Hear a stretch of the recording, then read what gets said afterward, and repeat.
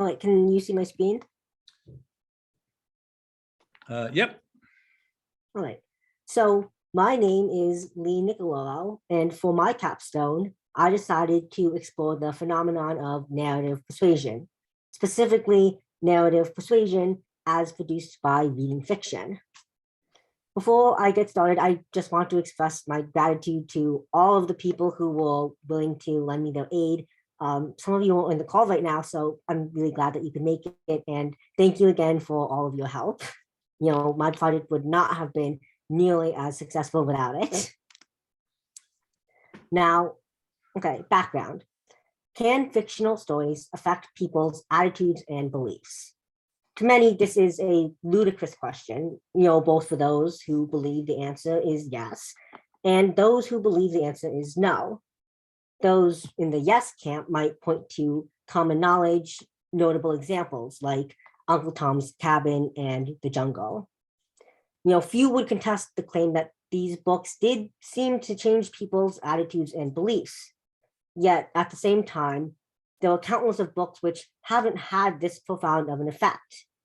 Besides, why should stories known to be fake change anybody's attitudes or beliefs regarding the real world? Regardless, you know, the intuition that fiction can have powerful effects has resulted in, you know, banning of books and movies across the country. But this common sense doesn't quite make a cut when it comes to scientifically asking the question of how fiction may or may not affect people. So where to begin? It may be useful first to define what I even mean when I talk about fiction. Fiction, shorthand here for fictional narrative, just means a non-factual story with a beginning, middle, and end that has characters and presents conflicts and resolutions. Narrative persuasion in this context, then, is the impact that a fictional narrative has on the attitudes and beliefs of people who interact with that narrative. So far, empirical evidence has suggested that fiction can indeed influence people, everything from emotional empathy to sense of self and factual beliefs about the real world. These effects have been observed in studies examining fiction's impact on people's beliefs and attitudes about outgroups or minorities, education, particularly health and safety, and environmentalism. However, there is a limited research on controversial subjects, and findings there have been mixed. Studies have observed changes in attitudes and beliefs about religion and the death penalty, but not for conspiracy theories and gay marriage. Basically, sometimes fiction can change people's attitudes and beliefs about controversial topics, and other times not so much. So here's a question I chose to pursue. Can reading narrative fiction change attitudes and beliefs about sibling incest? Basically, I was interested to know how far narrative persuasion can stretch. The incest taboo, both as an act and discussion topic, is pretty strong, and a lot of the theorizing about the taboo seems to imply that it's universal. Based on the narrative persuasion literature, I formulated two hypotheses for study. One, reading a fictional narrative depicting sibling incest in a sympathetic light will result in greater acceptance of sibling incest. And two, reading a fictional narrative depicting sibling incest will increase people's estimates of its frequency. To test my hypotheses, I created two measurement scales, one to measure attitudes and one to measure beliefs. Attitudes here are taken to be affective or feeling-based judgments, while beliefs are taken to be propositions about factual information. In this case, factual statements about prevalence. The rationale behind this was that you can impact somebody's attitudes without affecting their beliefs and vice versa. So, for example, even if you convince someone that the probability of rain is higher than they originally thought, that doesn't necessarily change how they feel about rain. Likewise, you can make somebody enjoy rain more or less without necessarily changing how likely they think it is to rain. While it is possible to impact both attitudes and beliefs simultaneously, and I did hypothesize changes in both, there was reason to treat them as separate constructs that needed to be measured separately. For attitudes, I modified items from an existing attitude measurement scale, while for beliefs, I formulated 2 questions asking to estimate real-world frequency. Each of these sets of questions were placed on Likert scales, which you can see on the right. The reading material that I selected was an excerpt from the book Flowers in the Attic. Based on its sales record, it seems to be a book that was relatively popular, so it was able to create reader engagement, which is an important component of narrative persuasion.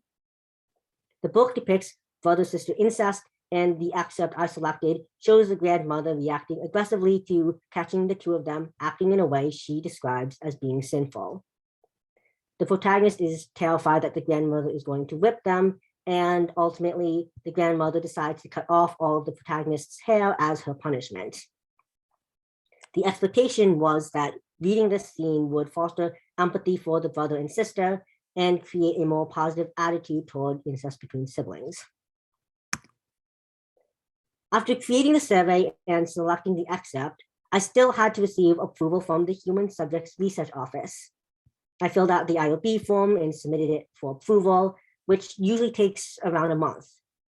I was very fortunate in that I got approved in about a week, so I was able to deploy the survey, which I did on Qualtrics. To find respondents, I employed emails, flyers around campus, which you can see here, and various social media sites. So I deployed my survey, and while things started off a bit slow, responses picked up and climbed way above my conservative minimum of 30 participants. Then came the end of the second week of data collection. In one day, responses doubled. And the day after that, I was at around 300% the amount of participants as 2 days before. It seemed too good to be true, and it was. I checked the survey and I found out that it had been overrun by bots. So I ultimately had to fill out 2/3 of responses starting on the day when the bots started. This left me with 118 respondents, which I then further pared down through criteria like their answers to the attention check. That left me with 98 respondents. Here you can see the breakdown of the demographics for the remaining 98. I mean, it's certainly not representative of the general population. Over half of the respondents were female, only 27.6% were male, and far more than 1% were non-binary. When it comes to age, the sample was even less representative of the general population. Still, it does make sense that most respondents were between 18 to 27, since a significant amount of the respondents came from the RIT student body. Basically, going into the analysis, it is a good idea to take the conclusions with a grain of salt due to this lack of representativeness. Here we have a breakdown of the responses. I coded the responses, then averaged them from each scale to produce a single attitude and belief score for each participant. That's what you see here on these graphs. For attitudes, a lower score indicates a more negative attitude, a higher score indicates the reverse. For beliefs, a lower score indicates that their estimation of sibling incest prevalence was lower. The attitude scores for both before and after are all quite low, tapering off as they approach the maximum score of 5. The belief scores, on the other hand, all tend to be between 2 and 3. At a glance, the scores don't appear to have experienced any significant change from before to after, though if you look closely, you can see that there is potentially a very small difference in belief scores. To get a sense of just how changes are distributed throughout the sample, oh my gosh, we can look at these graphs showing the change in scores from before to after. While in both cases, a good deal of responses saw no change, we can see that attitudes experienced a relatively balanced amount of change in both positive and negative directions around 0. So we can pretty confidently say that it cancels out to net 0. Beliefs, on the other hand, tended to move in a positive direction. That is, when beliefs did change, the participants' estimations of frequency increased. It's still a very small amount though, so it's hard to say for sure if the changes were at all meaningful. But that's all just first impressions from data visualizations. What did the statistical analysis have to say about all this? What I ended up performing is something called a one sample, one tailed greater than Wilcoxon scientific test on the differences between the before and after scores. I did this for each question and the average scores, but for the sake of measuring overall changes in beliefs and attitudes, we'll be focusing on the overall measures. The column labeled P shows the p-values of the tests. I was conducting my tests at the 0.05 level of significance, which just means that if the p-value is less than 0.05, my results are statistically significant. Basically, if the p-value is less than 0.05, the test is telling me that scores increased from before to after. The test results indicate that while attitudes didn't change, beliefs did. But just knowing that the test is statistically significant can be misleading. Okay, so it's significant. That doesn't necessarily tell us how important the findings are. That's where the next column comes in. What is the all column showing us? Well, it's showing us the effect size. How big of a difference was there between the scores? Because the attitude scores didn't show any change, we can ignore the calculated R for attitudes and focus on the effect size of beliefs. Overall, beliefs have a calculated effect size of 0.21, which is generally considered a small effect. So beliefs did show a change, but only a small one. Now, you might be wondering what these Friedman tests on the right are. Essentially, what I was doing here was testing to see if different demographics displayed any differences. While there might not have been a change in attitudes overall for the entire sample, maybe one gender or age group actually did experience a change. However, none of these tests were significant. The groups were all pretty much the same. So although I found a significant change in beliefs about the prevalence of sibling incest, I did not find any effect on attitudes. The initial impression from data visualizations already indicated to me that I probably wasn't going to find a more positive attitude in the post-reading scores, while for beliefs, it was a little less clear. After running statistical analysis on the respondent scores, I did find significant but small effects on beliefs about incest frequency. However, these results do come with a caveat. I wasn't able to conduct a pilot study to select a text, and from respondent feedback, I discovered that people interpreted it very differently. Basically, there was too much ambiguity in how to interpret the story. Since I was testing for an increase in favorable attitudes, the fact that it could be read in both a positive and negative light compromised my ability to measure whether a sympathetic depiction could reduce negative feelings about sibling incest. Remember, my hypothesis specified a sympathetic depiction, so if the text wasn't read as sympathetic, that throws off a lot of my study. This project was my first time performing this sort of research, and I now know a lot of things that I would change or do differently. One major thing that I would do differently would be to conduct that pilot study so that I could select a text that people generally agree on how to interpret. Of course, there are also plenty of other methodological improvements I would make if I could conduct the study again, and some additional measurements I would like to add. But this, to me, just shows how much I've learned. Any comments or questions? McKinney, would you like to go first? Sure. Thanks, Lee, for your presentation. I think maybe the folks would benefit from understanding the difference between attitudes and beliefs.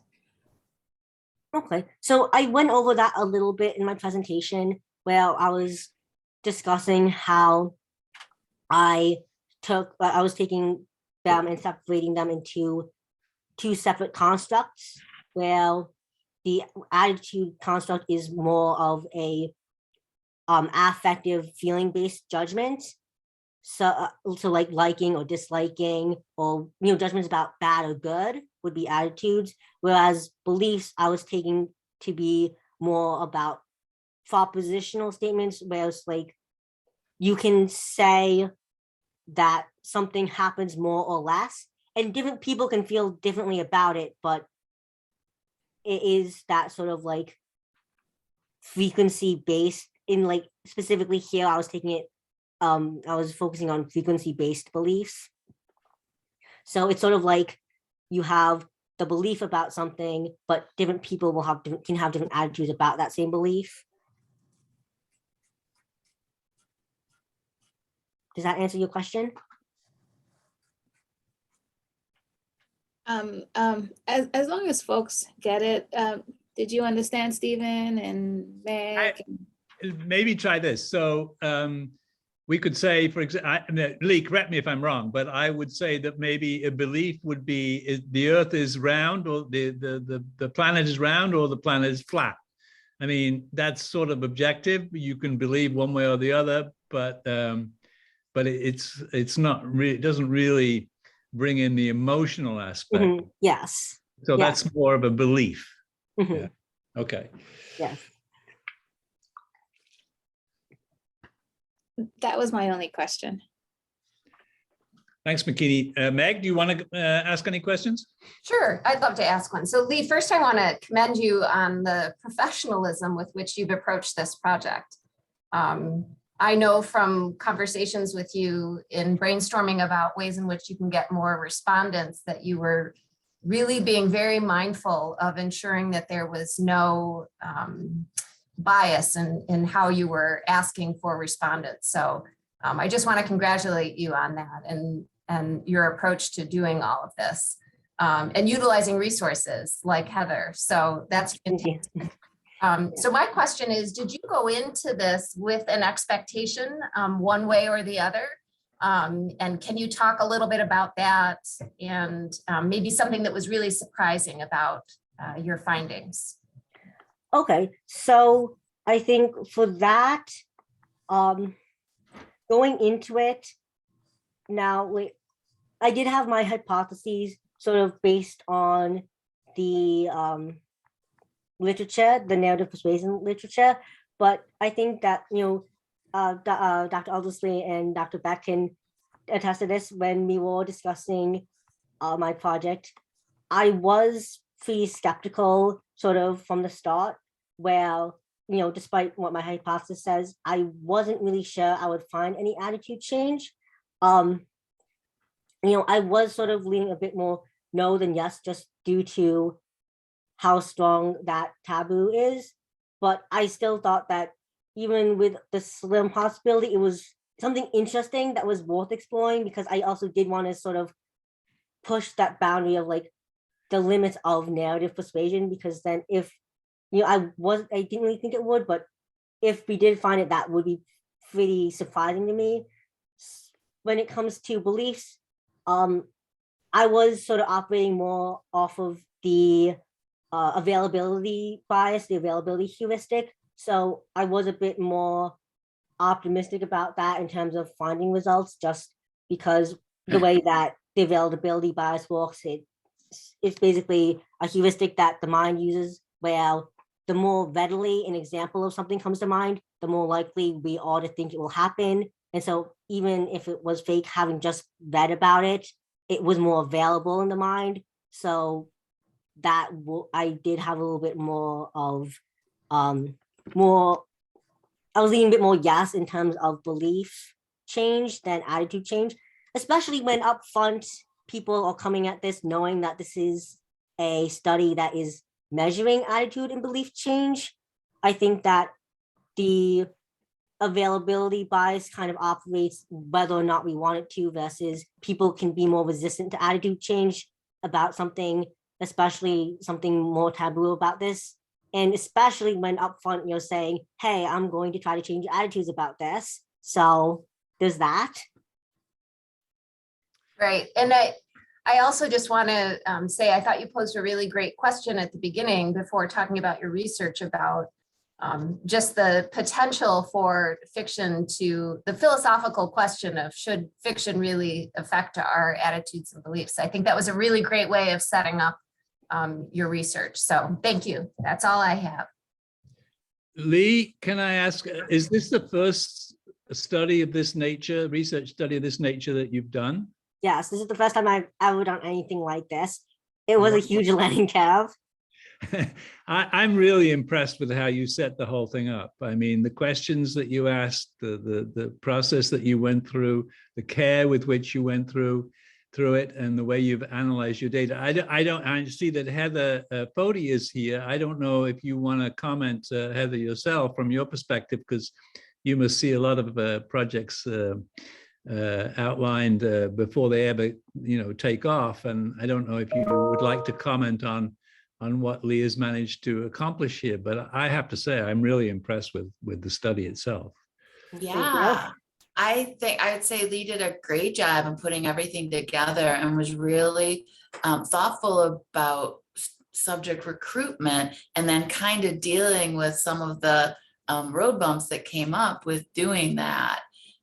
So yeah, I think it's a really great presentation, and I really like how you took us through the statistical portion of it and kind of walked your attendees through that. That was really nicely done. Thank you. So we need to move on, but I want to congratulate you, Lee, on a first-class study. I really think you hit this one out of the park. So well done.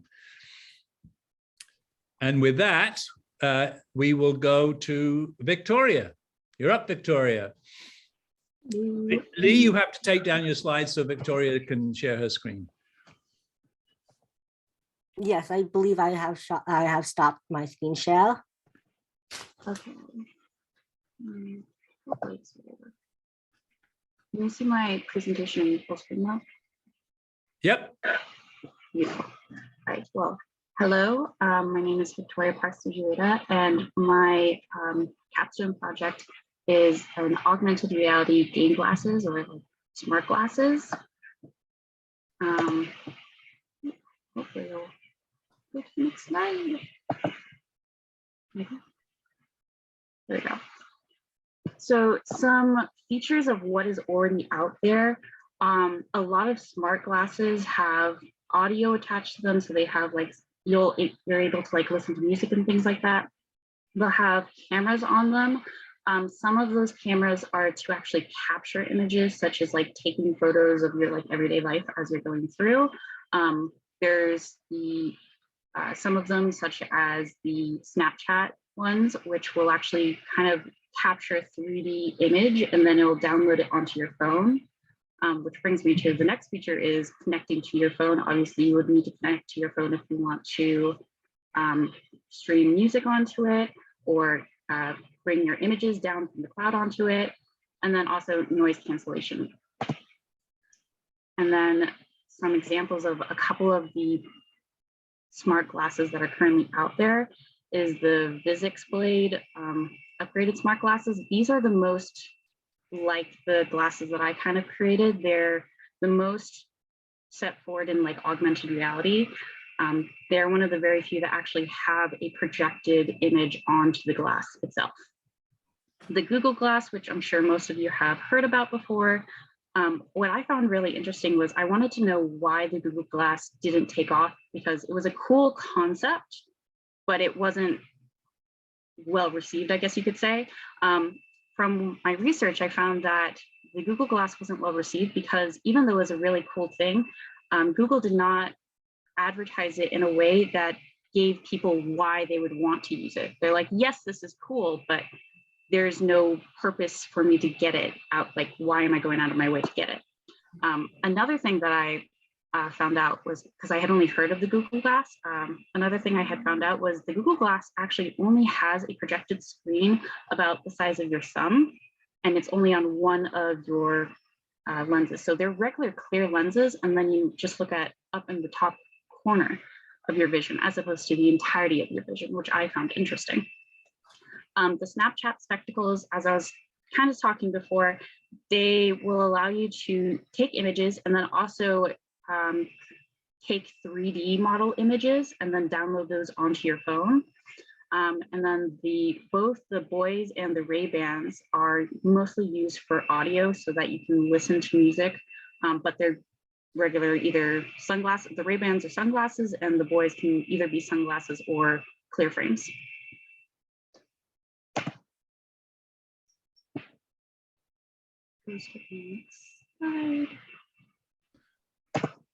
So a couple of my goals were to have image projection actually on the lenses themselves, as opposed to just like a little tiny glass screen or something like that.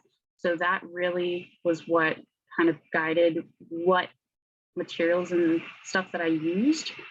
And then the other portion that I really wanted to have was a physical interactive feature to it, as opposed to just like sitting there and watching a video on your glasses or listening to some music or something. I wanted to have some sort of gesturing integrated into it because, oh, I should have said this before, but my choice concentration or major, I like to call it, is interactive hardware with visualization. So I really wanted to have that physical interaction built into my project. And then some of the equipment that I used to create it was a SparkFun transparent graphical OLED. What actually ended up happening was I originally was going to use a different transparent LED. The problem is right now there's a lot of supply chain issues going on, and a lot of times it's going to take, a couple of them would take about 2 months to ship to me, and that wouldn't really give me a lot of time to actually work with the product itself. So I was kind of halfway through and I was like, I don't have any of my physical items yet. So I had to kind of backtrack and figure out a new solution.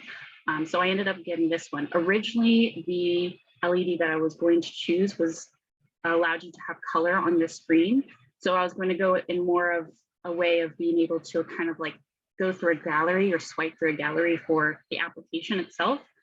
But this current one is only basically like black and white. So it's only on and off LED. There's no color associated with it. So I had to kind of switch what my application would end up being. I ended up creating a game to play on it. I used the Arduino Mega. I ended up kind of struggling with what microcontroller I should use. I was between, there's the Arduino, like all the Arduinos, which is the Nano and the Uno, were the main two that I was looking at. I was also possibly looking at a Raspberry Pi. So the Raspberry Pi I was looking at because those are mostly used for more of basically like computer functions. So I would actually be able to create a program on that and run it very smoothly, and it wouldn't take as much memory space. But Raspberry Pis also aren't really compatible, or not as compatible or built for sensors. So that's why I ended up going with the Arduinos. And then for the Arduinos between the Mega and the Nano, the Nano is about this big, so it's super tiny. I was hoping to be able to put it on the sides of the glasses. Unfortunately, I ended up going with the Mega instead, even though it's significantly larger, because the processing power on the Nano was not enough to use on our screens. Oh, oops.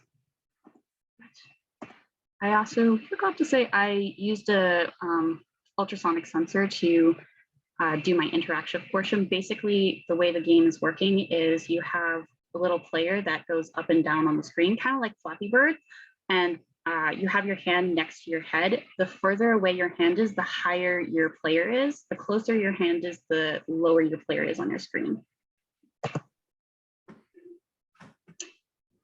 So a couple of the concepts that I had to learn during this process was a lot more C and C++ and Arduino code.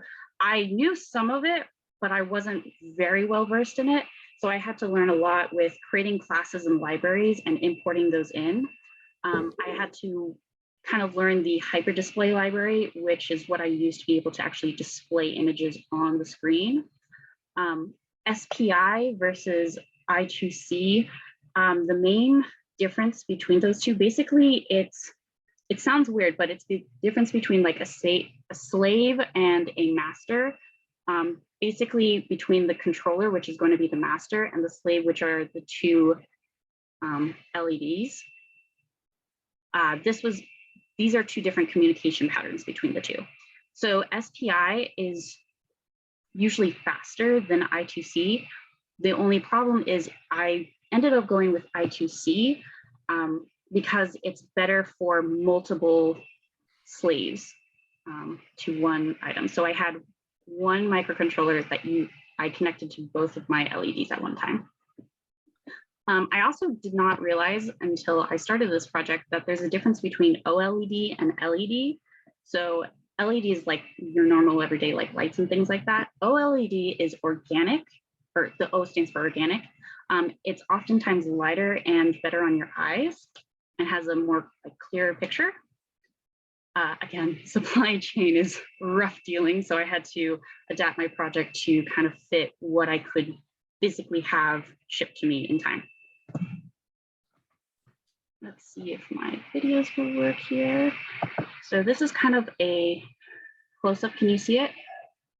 Uh-huh. So this is kind of a close-up image view of the game itself. So the solid dots are going to be going across the screen, and the hollow square is our player. And then, oh, whoops. Let me try again. There we go. And this is the actual glasses themselves, with which goes across the screen again. And then if you can kind of see on the side, you see my hand moving, and that's moving the player.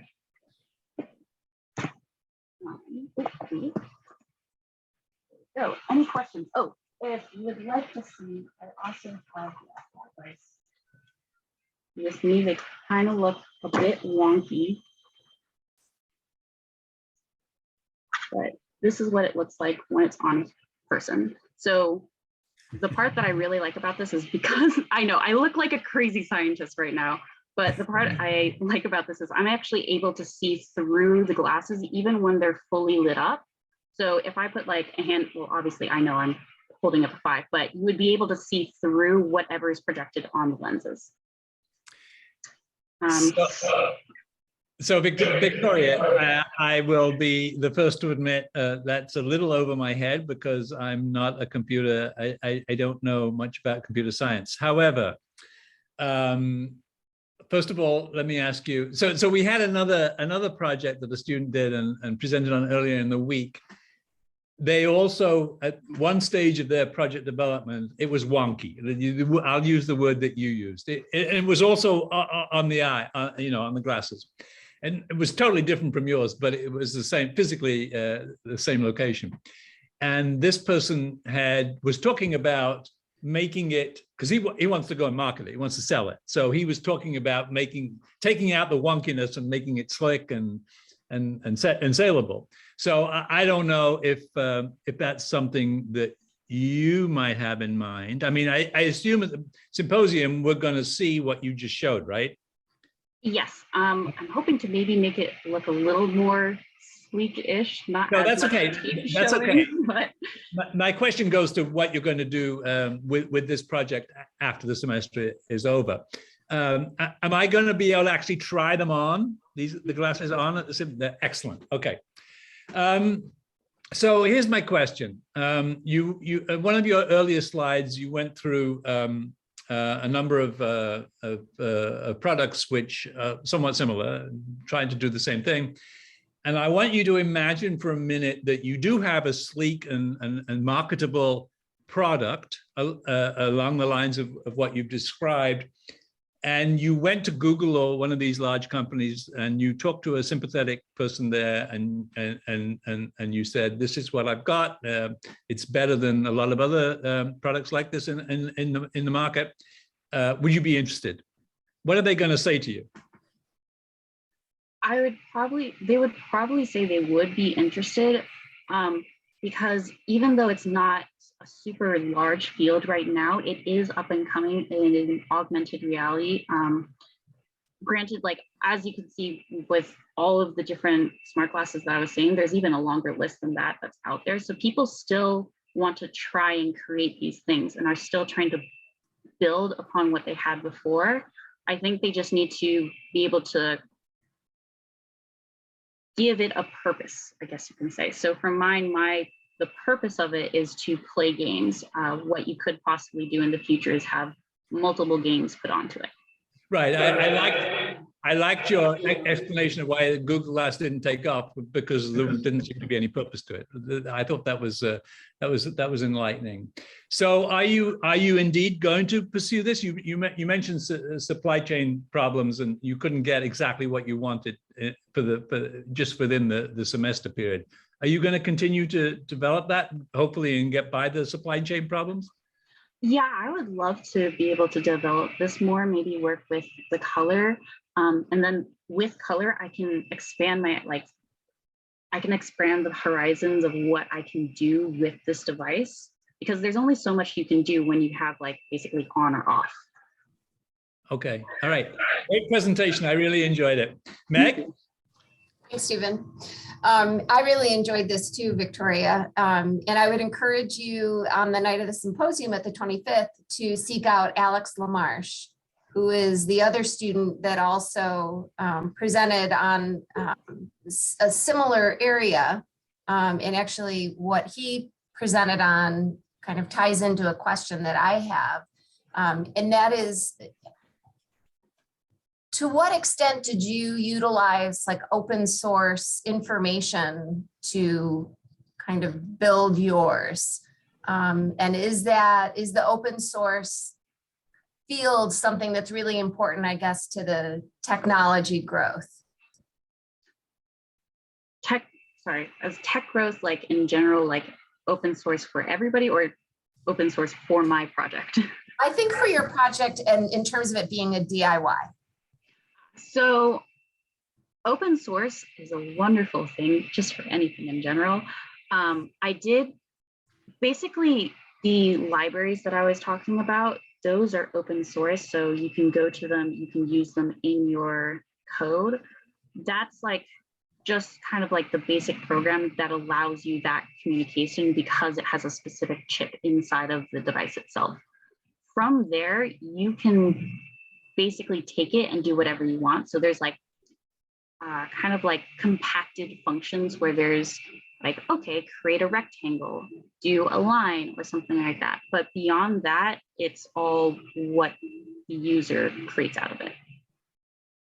Okay, great. Well, I hope you'll have a chance to chat with Alex so that you can compare your notes. You are kind of building the same thing, but approaching it differently. Does anybody else have a question for Victoria? I had a question. I kind of feel like it's a Shark Tank question, but I just wanted to know, like, how much are these glasses that's on the market now? They range. Currently, from what I remember, they go probably about $100 to $300 for the smart glasses. You can also get attachments to your regular glasses.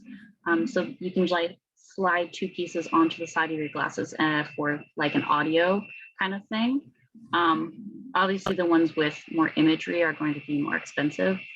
Those ones are usually about the 200 range. Okay, but your glasses would be more for like gaming. Yes. Okay. I had a friend on Facebook and he was really raving about his Ray-Bans and how cool they were, but it wasn't for gaming. It was just for like everyday wear. So I just find it to be very fascinating technology. Okay. Thanks, Hearing no more questions. Victoria, it sounds like McKinney might be your first customer, but but let's now move on to Matthew. Matthew, if you're ready to share your screen, and it's your turn. Absolutely. Thank you very much.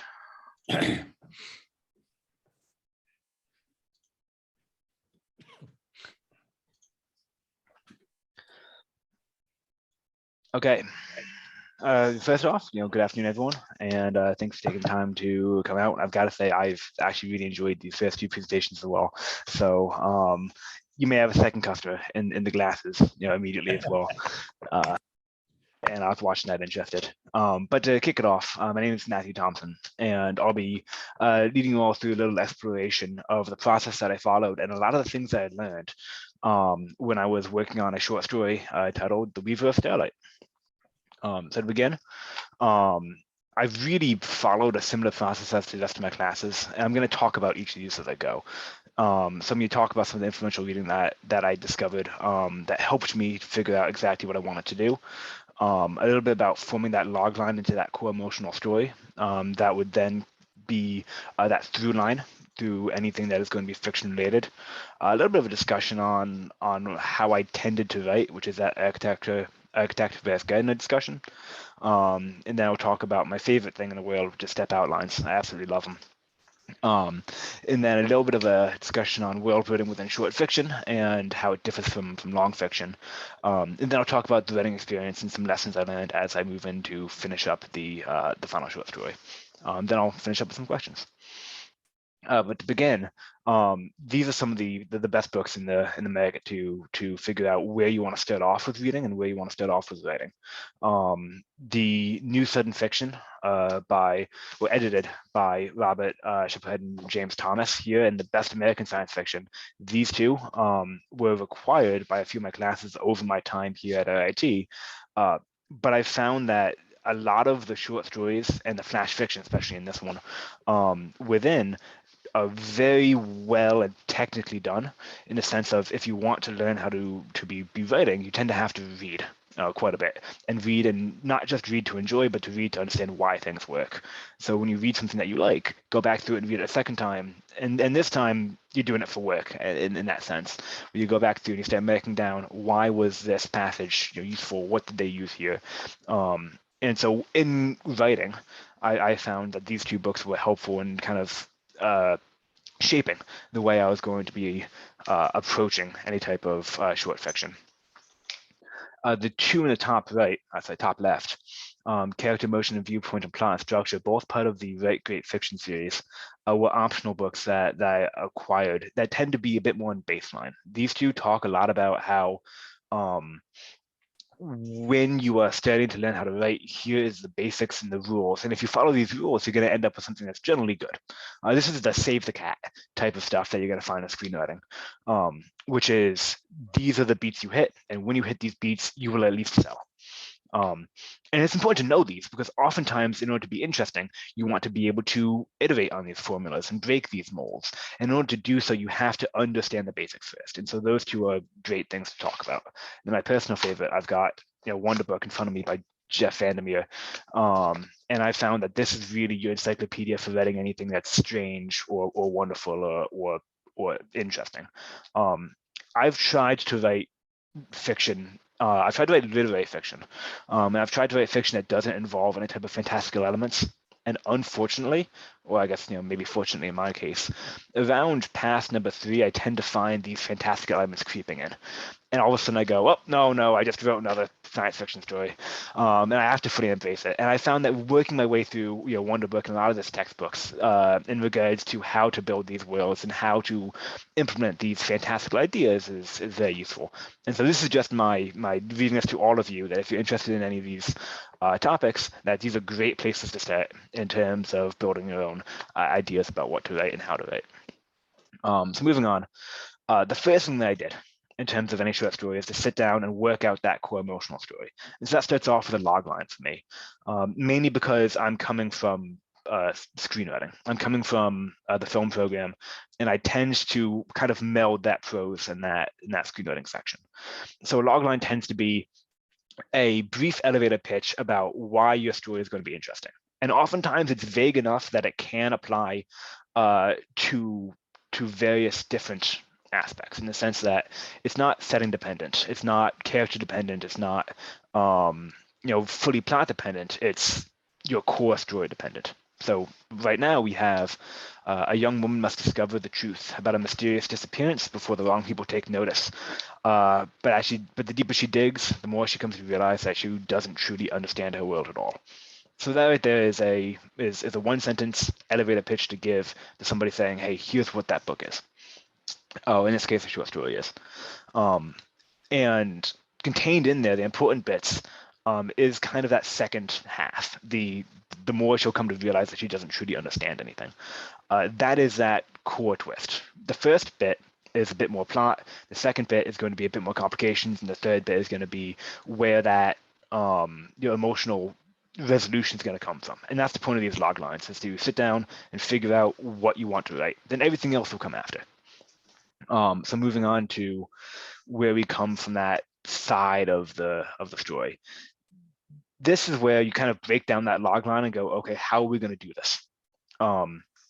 I've found that this came from the plot and structure book. Fan of the lock method. I started using that about a year ago when I'm setting stuff up to write. So that's going to be lead for L, objective for O, complication for C, then knockout for K. And this is kind of your intermediate step between any type of summary and that core emotional story. So the lead is going to be who your main character is and why it's interesting. So in this short story, in this world, we have Venelin, who is a newly minted young woven sister. That's a church investigator in this sense. And I'll touch a bit more on that when I get to the world building side. Suffice to say, she is looking into several disappearances that have been occurring in this small town. And that's going to be your objective. So that is what the main character is looking to acquire. And it's not always what they need. You know, that idea of what they want and what they need doesn't always line up. And that's kind of where we come to in that core emotional story, is they're looking to discover the mystery behind these disappearances, but what they really need to know is the mystery about why the world is not the way they think it is. The complication comes around when something twists that story and it becomes something that is different to what the character expected. So right now, then it's walking in and going, hey, people are disappearing. People are whispering that there's monsters out at night. That's impossible. That's absurd. There's got to be a natural explanation. There's probably some crazy conspiracy amongst the people who are in power trying to do something. And that complication comes when her worldview is challenged by the fact that there really is a monster. Like it's actually a thing. And that is a major shift in your understanding of the world, that there are things out there that are stranger than what you would assume to be. And that knockout is going to be a shift in the contextualization of the rest of the story. So there will be sections where you return to the world that you knew and you look at it differently. And that's the goal, for Venelin to return to the world that she knew and look at it differently in the end. And that's kind of where I started off with this lock section.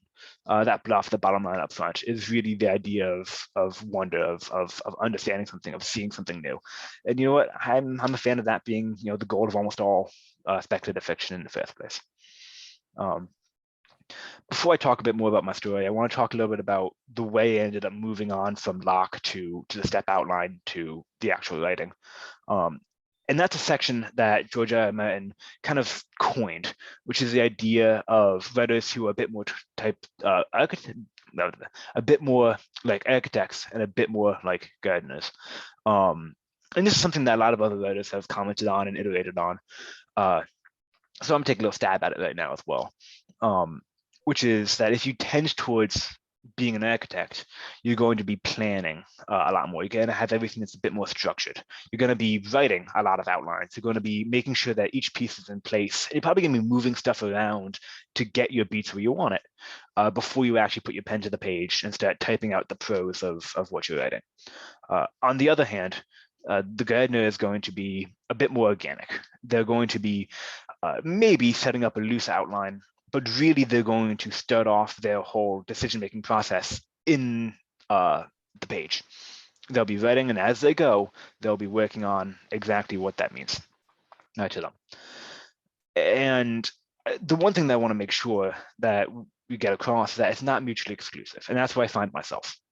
The fact that I tended to start off towards the architect side, but the more I work on stuff, I kind of end up finding myself in a garden with a trowel going, man, I guess I've got to use this now. And it's because it tends to be more useful in the ways that we go. This quote at the bottom is a section that is a good example of this part. This is a segment of a song that refers back to these ancient monsters that have now been kind of hidden around the town. And that didn't exist in the first several passes through the story. This was something that I didn't consider in a type of architecture. This was not in my plan. But as I was writing, I was discovering there are things that are missing. That there's stuff that the reader's going to have to know, or the stuff that Venlin, the main character, is going to have to know before we get there. And so that's where you do a little bit of gardening. You go back and you start adding stuff in, and organically you develop some new things that are going to probably change the rest of your architecture as you go. But that is that great example of you may plan stuff out, but ultimately it's all going to change as you go. And I found that to be the most interesting part of any type of writing is I start off with some plan, and at the end, I've written a completely different story. Much to the chagrin of most of the people that I've tried to hand stuff in to over the past 4 years here. And stepping in from here, I'm going to return to the idea of the step outline. On my right, I have a copy of most of the step outline. So the first page of what I wrote for this. This is your main, or I mean in this case, my main planning document. This is where I figured out what I'm doing and why I'm doing it. So all the characters are going to be in there, all the character beats, where I want the characters to start and end up, and where the plot is going to end up going. That's all determined in the step outline. And as it changes, that's pretty much my document that I write. Everything but the dialogue and the prose, is going to come from a document like this. As you can see, it's really only 1 or 2 sentences. This tends to come from the film side as well. This really tends towards writing scripts. Each number is a scene, and oftentimes you'll name it out. And it's useful when you are working on something, often with larger projects with multiple people. So that way you have a master document. But I've found it really translated well to prose. And that's something that I've really liked about this project, is working on something with tools from a different medium, coming in and doing something that I had never done before, which is writing a short prose work and being able to see how it works in a different side. So I'm a huge fan of step outlines. Can't recommend them enough. Always wonderful. And I'm also going to go slow a bit down with the idea of world building in short fiction versus world building in long fiction. Really how to create a sense of otherness of this isn't the same world in less than 5,000 words or 10,000 words. There's an XKCD for everything, so I had to throw this one up for fun. But it does kind of bring up a good point, which is when you have a certain amount of time, when your space is limited, the more changes you make to any type of world, the more you're going to have to get the reader to buy into why it was necessary. So if you're going to have a complex idea, you want to get that across in as simple a way as possible with the least amount of time as possible. And it has to be necessary to change. It generally has to be a part of that core story. If you are changing, as the XKCD comic points out, if you're going to be changing the names for the sake of having a different language, there should be a core emotional reason as to why the language is going to sound different to you. And this comes along interestingly in short stories in the sense that if I'm trying to have a main character have a sense of otherness at the end of the story, the sense that her world was challenged, then the beginning of the story must also be familiar to the reader.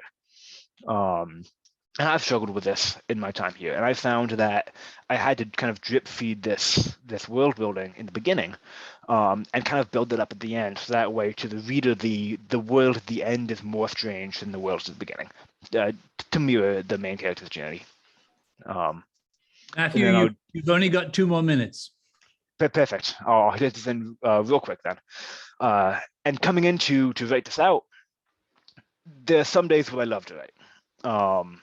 And this is kind of, I'm going to take a step back and just kind of talk a little bit about my experience in this.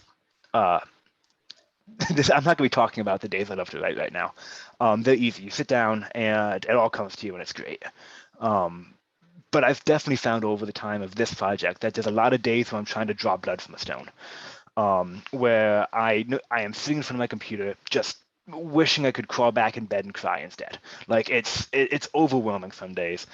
And I've found that forcing myself to write, no matter how little it is, was always helpful. And that was advice I got from everyone, is always write through your writer's block.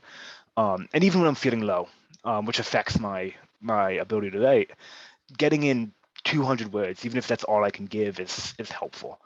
And I'd say that to everyone as well, that regardless of what you're doing, just that little bit is going to save you so much time in the future. I've always been convincing myself, hey, future Thompson, this is going to be your problem to sort through all the mess that I'm writing right now, but I'm going to get something on the page. And inevitably, when I'm going back and editing, I go, it's much easier to edit than to write. And so just sitting down and writing is so important. And then leveraging those different times, the wisdom to tell the difference, knowing that when you are good to write and you are having it flow well, to block out your schedule and find the time to sit down and do it. And then move stuff around so that way when you do have to start needling that stone to get that little flow, that you have the time to do so. And I found that to be the most important thing that I've worked on this entire semester, is finding out how to force myself to not stare at my page and go, man, everything I read is horrible and it's got to come out. But at the end of the day, that's a future Thompson problem that is going to have to be done with. But with that, I want to thank you for listening into my ramblings about some quality fiction I'm working on. And do you have any questions? Yes, I do, Maddie. I love that. That was great. But first, I guess a technical question. So did you write the story? Yes, with a asterisk there. I have a draft that will be sent in, probably second or third draft by the time we go, to be sent in for the whole capstone, final paper thing. Yeah, this is for the symposium as well. The final paper, yeah. And so that will be submitted. When I say the asterisk, what I mean is I have it and I look at it and I go, man, I don't want somebody to read this yet. So I have it in and I'm looking at it and I'm going, I want this to be better before I show it to people. But I expect that within the next 10 days, I'll have everything to be ready to send it off and be proud about what I have. So that's always the thing, right? Is it ready for other people to look at, right? Mm-hmm. I know the feeling. I have just one point. I thought it was a lovely presentation, great presentation. I guess I'm a gardener. I'm more of a gardener than an architect. So I see two futures for you. I'm sure there are others, but either you're going to go to graduate school and become a professor in creative writing, or you're just going to write. Which way are you leaning? Or maybe whatever else you're leaning. Yeah, I have an interesting kind of career path set out for me. I'm doing this today and I love writing, and this is what I would like to do at some point in my life. Maybe make a go of it as a career, but always have it as a hobby.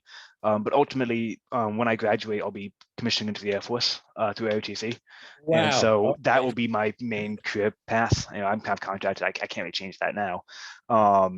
And so my hope, like my fingers crossed hope, is I'll spend my time there writing on the side as a hobby, really kind of honing that craft. So when I retire, I can make a good honest go of writing after 10 years, 15 years at some point, and we'll see where I go from there. I'd like to say I plan ahead for my life, but I don't. So I thought it was a great exposition of the writing process. That was fabulous. I'm not kidding when I say you could teach creative writing. I mean, you've clearly you got a lot to give in that regard. It was a very clear. You touched on all sorts of points. You had great images to get your points across. I thought it was a great presentation. Meg? Thanks, Stephen. So Matt, I first want to say how much I appreciated such an authentic and process-oriented overview of writing. That was really fantastic. And your enthusiasm for it is contagious. If I were to ask you to pick out one piece of advice for aspiring writers, and let's just say maybe underclassmen, what would you say to them? You know, as much as I expect questions like that coming, I always hear them and I go, oh man, is anything I say ever going to be worth it? And so I'm going to steal somebody else's advice, which is always just keep taking that next step to write. You know, people say, hey, what's the most important step is getting words in the page. You know, the idea that, you know, if most people who have a book or a story in mind don't end up actually starting it. And so by starting it, you've already, you know, beat out 40% of the competition or something. I'd iterate on that and say, you know, every step you take is always that's the most important one. Stealing that from Brandon Sanderson. But it's I found that to be really helpful to me. That even at the times where I look at the screen and I see what I wrote and I feel really bad about it, to the point where I'm not sure if I want to finish what I'm working on. Always taking that next step to do. So either moving on to editing or adding that next bit of writing. It always feels better both in the morning. It always feels better in the morning. And it always feels better looking back on it in 2 days, in 3 days, in 4 days. And so even if there's any point in your brain that's saying, you know, this isn't working, you will get past that point and you'll look back on it and go, this is workable. I can do this, in terms of actually writing and submitting. So if anything. Really nice job. You sound like a seasoned writer. Are there any other questions? Yeah, I want to chime in. It's clear that you've learned a whole lot of lessons that many of us are still very much in the process of learning. And you've nailed your process, and I love that for you, and I'm wildly jealous that you have figured this out. And I suspect I'm not the only one in that boat. But I think you did a lovely job, and I want to commend you on working really hard on this, because I know you know, writing's a deeply personal thing. You know, you spend a lot of time in your head, and I commend you for working through all that to get here. I also know that you had some future plans for this story, and I was hoping you could tell the group about not just your drafting process and how you want to kind of get this into a more polished state, but what you hope to do with it in the end, and where you might send it off. Right, absolutely. I plan on over the next, you know, week or so to get this into a very good, you know, state for consumption. But the goal is to have it not stop there, is to move on at the, you know, end of the semester and work with your friends, family, and maybe a few just, you know, beta and alpha readers to get a whole bunch of feedback on that and start iterating on the feedback. And then from that point on, start just continually revising it as I send it off to probably some magazines to see if I can get a published sense. You know, there are online magazines, there are online areas. Self-publishing is an option, but I'd like to see if I can make a go of potentially either magazines or maybe a few competitions to send something into, and to have an official portfolio stat of, you know, hey, this was published by this date, and a foot in the door to any other job, especially in the film side of things. Again, I mentioned I was, you know, spending my first few years screenwriting here at IIT. And if I look to go down that road as a go of writing, it's helpful to be able to point to a body of work that is already out there and say, hey, I should be in this writer's room, or I can provide something to this writer's room because of these things that I've already worked on. And so starting that now is really the goal, is to start that with this project. That's great. Thank you. Oh, thank you. Okay, well, we pretty much did the hour, not too bad. Thank you to all the participants and to the 3 presenters in particular. I really enjoyed your 3 presentations, and we look forward to seeing you again at the symposium. Meg? Yeah, great job, everybody. And just a quick note, praise for really balancing this with all the other things that you have going on right now. We know that it's a 3-ring circus to get to the finish line, and we're really proud of you. And we can't wait to see you on the 25th. So best of luck, and enjoy the weekend. You've earned it. Bye, everybody. Bye, everyone. Thanks, Hannah. Thank you, McKinney. Sure. Thank you.